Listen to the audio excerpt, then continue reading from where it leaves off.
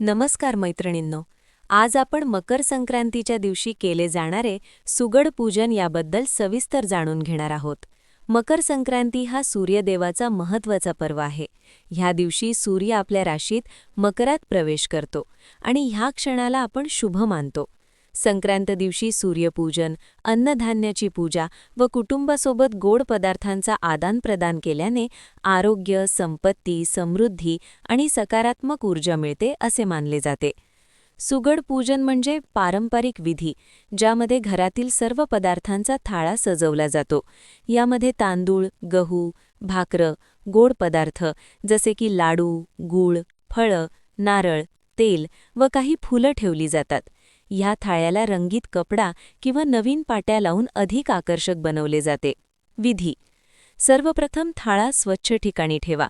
थाळ्यात तांदूळ, भाकरं, गोड पदार्थ, फळं, नारळ आणि तेल व्यवस्थित ठेवा.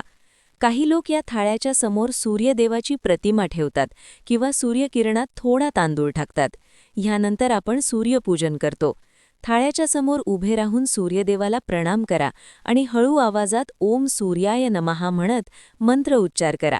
घरातील आरोग्य, समृद्धी, सौख्य आणि ज्ञानासाठी संकल्प करा. पूजनानंतर थाळ्यातील पदार्थ सर्व कुटुंबासोबत वाटले जातात.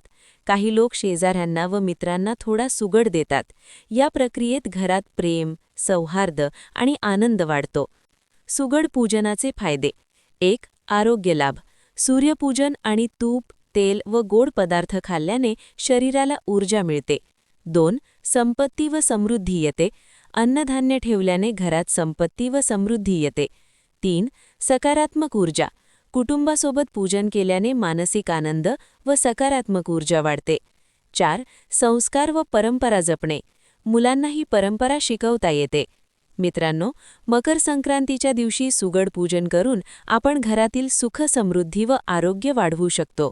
हा साधा पण पवित्र विधी आपल्याला जीवनात सकारात्मकता आणतो.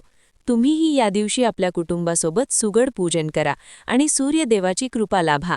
आपल्याला हा व्हिडिओ आवडला असेल तर लाईक करा, शेअर करा आणि सबस्क्राईब करायला विसरू नका. शुभ मकर संक्रांती. धन्य रहा, निरोगी रहा.